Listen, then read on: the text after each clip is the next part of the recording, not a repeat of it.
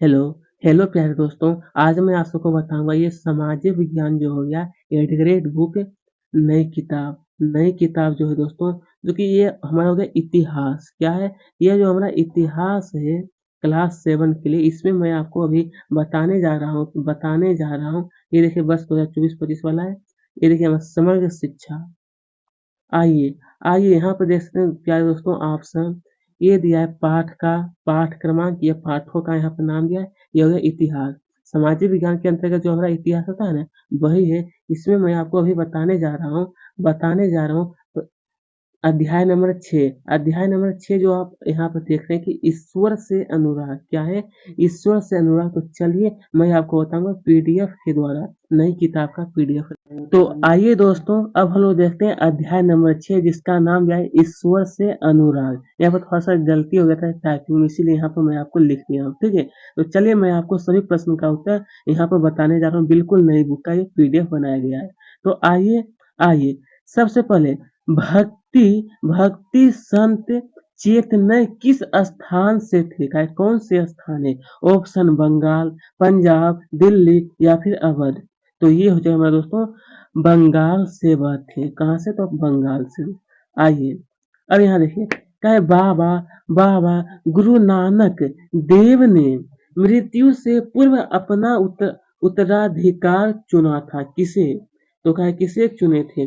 गुरु अर्जुन देव, गुरु गुरु तेग तेग बहादुर को, या फिर गुरु अंगद, या फिर गुरु गोविंद सिंह को। तो ये हो जाए दोस्तों हमारा गुरु गुरु अंगद को वो अपना उत्तराधिकार चुने थे। ठीक है, बाबा गुरु नानक देव ने मृत्यु से पूर्व ही। Option number C. आइए अब देखते हैं यहाँ पर देखिए कहा गया है प्रश्न क्रमांक 3 में कि खालसा खालसा पंथ खालसा पंथ की स्थापना का श्रेय क्या है? तो यहाँ पर कहा है गुरु गोविंद सिंह, गुरु अंगद, गुरु तेग बहादुर, या फिर संत कबीर। तो ये हो जाए गुरु गोविंद सिंह, इनकी स्थापना का श्रेय यही है। क्या है दोस्तों? यहाँ पर क्या है? खालसा पंथ। अब यहाँ देखिए प्रश्न 4।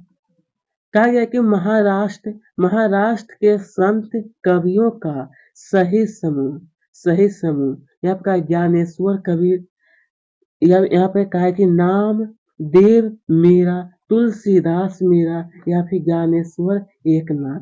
तो ऑप्शन नंबर डी जो देख रहे हैं वो ज्ञानेश्वर एकनाथ, यह बिल्कुल सही है। यह हमारा महाराष्ट्र के संत कवियों का सही समूह यही हो जाएगा। आइए तो अब देखते हैं यहाँ पर प्रश्न 5 में। क्या है? सिखों के कौन से गुरु ने इस बात पर बल दिया कि उनके अनुयायी क्या है? उनके अनु अनु यहाँ पर क्या है? अनुयायी गृहस्थ हो और उत्पादक व उपयोगी पेशे से जुड़े हो। तो यहाँ पर देखिएगा जरा ध्यान से। तो यहाँ पर क्या है? गुरु गोविंद सिंह है, या फिर यहाँ पर क्या है? गुरु नानक देव हो गया, या फिर गुरु तेग बहादुर, या फिर गुरु अर्जुन देव। तो ये होता है दोस्तों हमारा गुरु गोविंद सिंह जो थे दोस्तों, वो गृहस्थ और उत्पादक व उपयोगी पेशे से जुड़े हैं। ठीक है, कौन थे? गुरु गोविंद सिंह थे गृहस्थ।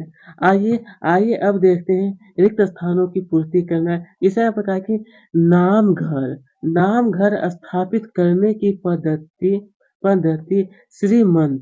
श्रीमंत शंकर देव ने चलाई, जो सूर्य तुलसी के समकालीन थे। किसके? जो कि सूर्य समकालीन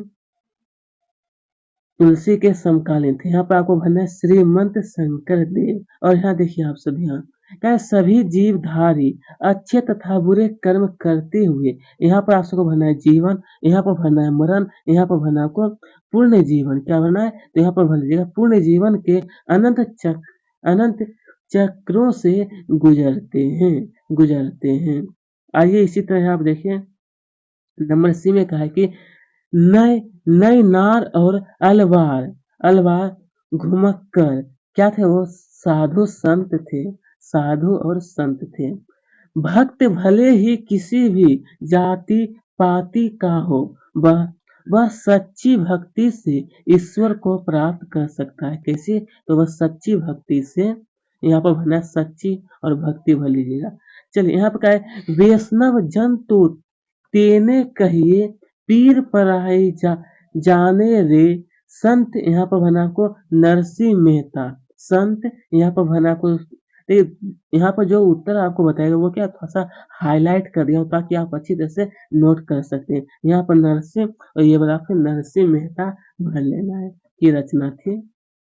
अरे भक्ति संत जयदेव, ये फिर से आप देख लीजिए अगर आप नहीं नोट किए तो दोबारा।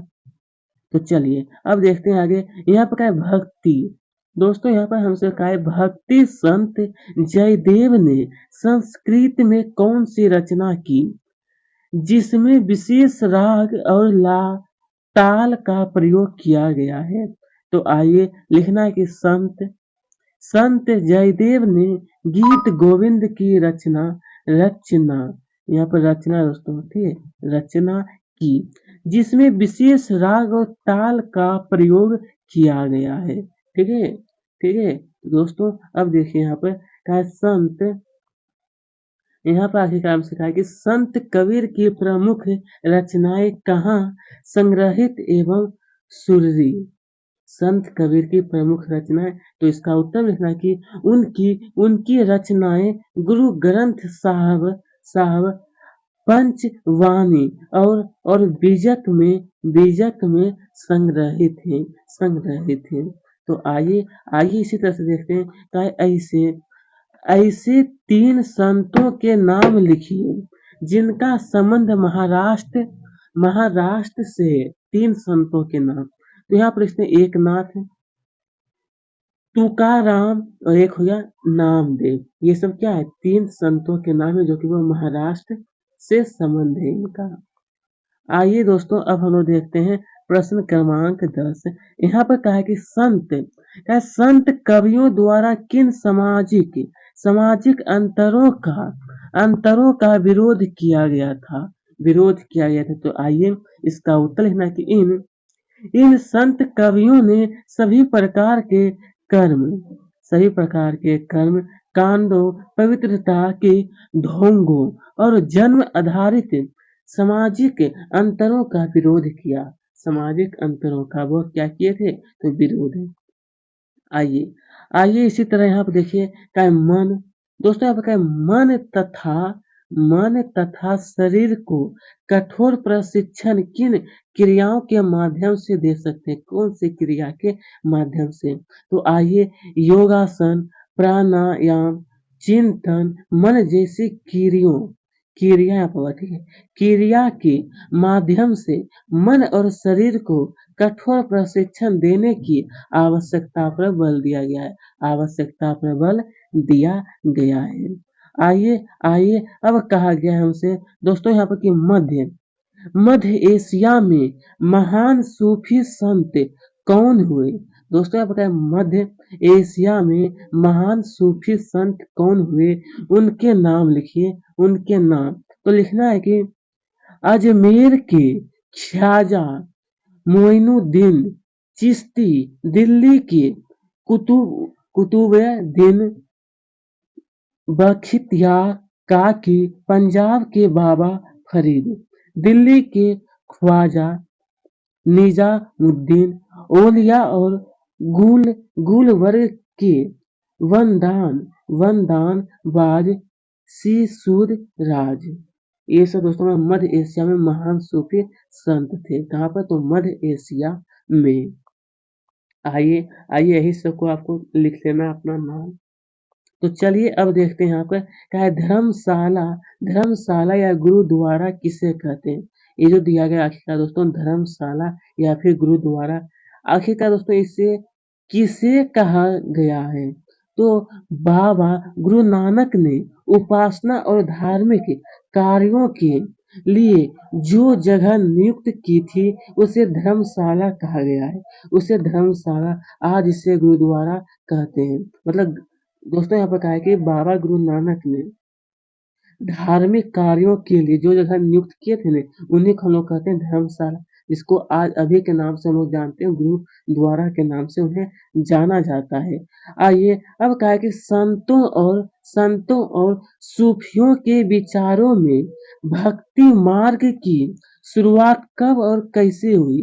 भक्ति मार्ग की शुरुआत कब और कैसे?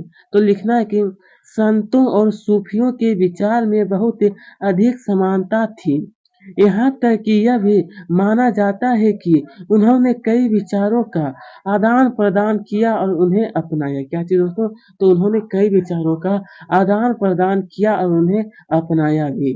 ठीक है, चलिए दोस्तों अब देखते हैं यहाँ पर कहा है दोस्तों हमसे कि बाबा गुरु नानक के विचारों का सिख आंदोलन पर क्या प्रभाव पड़ा? आखिरकार क्या प्रभाव पड़ा? तो देखना कि गुरु नानक के विचारों का सिख आंदोलन पर गहरा प्रभाव पड़ा। उन्होंने एक ईश्वर की उपासना के महत्व पर जोर दिया। किसके महत्व पर दोस्तों? ईश्वर की उपासना के महत्व पर जोर दिया था। ठीक है, ठीक है। आइए अब देखते हैं क्या 13वीं सदी में का, तो 13वीं सदी का मतलब होता है दोस्तों 1300 ईस्वी से लेकर के 1400 ईस्वी के बीच में जो हमारा साल था, ये दोनों के बीच में 100 साल हमारा आता है, तो इसी को हम लोग कहते हैं 13वीं सदी। सदी का मतलब है दोस्तों शताब्दी का मतलब होता है 100 वर्ष। तो क्या 13वीं सदी के बाद उत्तरी भारत में आए धार्मिक बदलाव की विशेषता लिखिए। तो आइए लिखना है कि 13वीं सदी के बाद उत्तरी भारत में भक्ति आंदोलन की नई लहर आई। इसी के तहत आपको ये दूसरा पॉइंट लिखना है कि इस सदी में जब इस्लाम, ब्राह्मणवादी, हिंदू धर्म, सूफी मत, भक्ति की विभिन्न धाराओं ने और नाथ पंथियों, सिद्धियों तथा योगों ने परस्पर एक दूसरे को प्रभावित भी किया था। ये दूसरा पॉइंट। फिर आपको ये तीसरा पॉइंट भी लिखना है प्यारे दोस्तों।